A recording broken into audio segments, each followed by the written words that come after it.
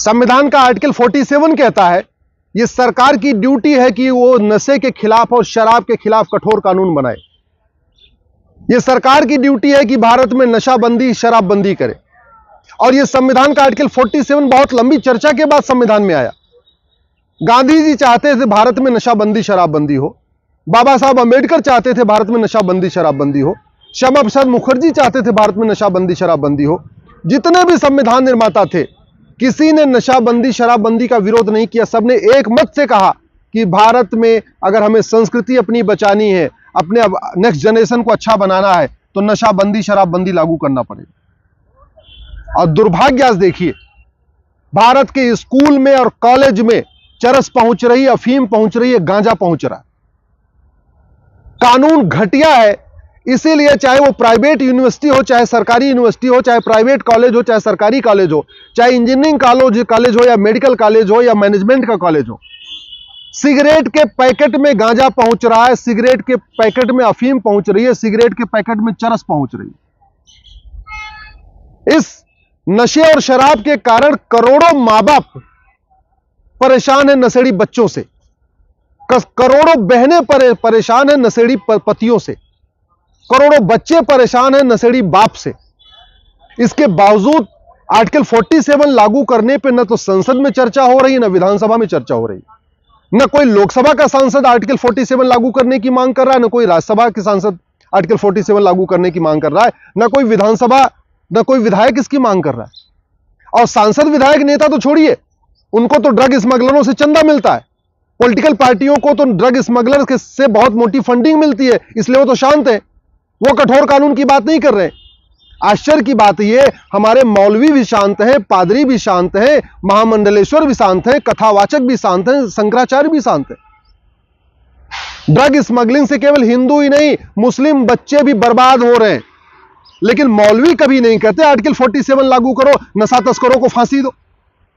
Drug smuggling के कारण, नशे के कारण क्रिश्चियन बच्चे भी बर्बाद हो रहे हैं, लेकिन कोई पादरी नहीं कहता नशा तस्करों को फांसी दो, जैसे सिंगापुर में होती है। ड्रग स्मगलर के कारण हिंदुओं के बच्चे न यज्ञ करते हैं, न हवन करते हैं, न पूजा पाठ करते हैं, बर्बाद होते जा रहे हैं। धन भी जा रहा है, धर्म भी जा रहा है। इसके बावजूद न कोई आचार्य इस पे बोल रहा है, न कोई महामंडलेश्वर बोल रहा है, न कोई कथावाचक बोल रहे हैं, न कोई श्री 1008 बोल रहे हैं, न 108 बोल रहे।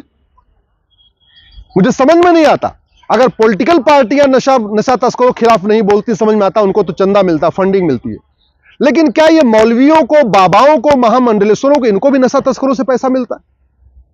अरे हमारी पूरी जनरेशन बर्बाद हो रही है, घर हमारे बर्बाद होते चले जा रहे, सनातन संस्कृति बर्बाद होती जा रही है, बच्चे कमजोर होते जा रहे हैं, शारीरिक रूप से कमजोर हो रहे हैं, मानसिक रूप से कमजोर हो रहे हैं, घर में कलह बढ़ता जा रहा है, मां बाप के संबंध खराब होते जा रहे हैं, पति पत्नी के संबंध खराब होते जा रहे हैं।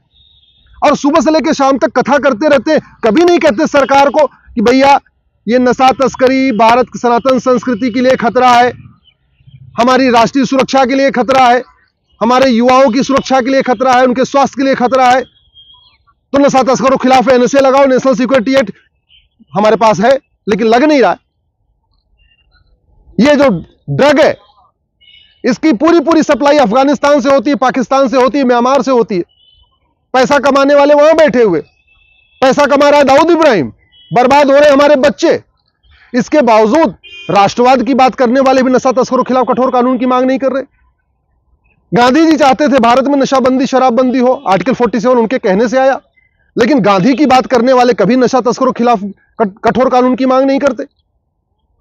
बाबा साहब अंबेडकर चाहते थे नशाबंदी शराबबंदी हो, अंबेडकरवादी भी इस पे आर्टिकल 47 लागू करने की मांग नहीं कर रहे। श्यामा प्रसाद मुखर्जी चाहते थे, दीनदयाल उपाध्याय चाहते थे, जितने और भी राष्ट्रवादी थे सब चाहते थे भारत में नशाबंदी शराबबंदी हो, लेकिन वंदे मातरम भारत माता की जय बोलने वाले कभी नहीं कहते नशाबंदी शराबबंदी करो देश में। ये क्यों बियर बार के ठेके, बियर बार के बढ़ते चले जा रहे हैं, क्यों हुक्का बार बढ़ता जा रहा है, क्यों डांस बार बढ़ते चले जा रहे हैं, डांस बार का लाइसेंस क्यों दिया जा रहा है, बियर बार का लाइसेंस क्यों दिया जा रहा है, हुक्का बार का लाइसेंस क्यों दिया जा रहा है, शराब का ठेका खोलने का लाइसेंस क्यों दिया जा रहा है, क्यों शराब की कंपनियों को खोलने का लाइसेंस दिया जा रहा है। जनता के साथ धोखा हो रहा है। सरकार का एक डिपार्टमेंट शराब के फैक्ट्रियां खुलवा रहा है, शराब का दूसरा डिपार्टमेंट शराब के ठेके खुलवा रहा है, और सरकार का तीसरा डिपार्टमेंट कहता है शराब मत पियो, यह स्वास्थ्य के लिए हानिकारक है। ये जनता के साथ धोखा है कि नहीं है, पाखंड है कि नहीं है। सरकार अगर शराब बनाने की कंपनियों को लाइसेंस ही ना दे, बियर बार का लाइसेंस न दे, डांस बार का लाइसेंस न दे, हुक्का बार का लाइसेंस न दे, मॉडल वाइन साहब का लाइसेंस न दे, तो ये मोहल्ले मोहल्ले शराब बिकेगी कैसे? भारत में स्कूलों से ज्यादा शराब के ठेके हो चुके हैं।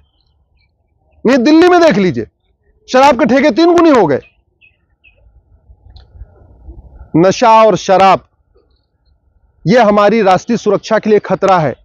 इसलिए नशा तस्करों के खिलाफ, शराब तस्करों के खिलाफ एनएसए लगाइए। यह नशा और शराब हमारी एकता अखंडता के लिए खतरा है।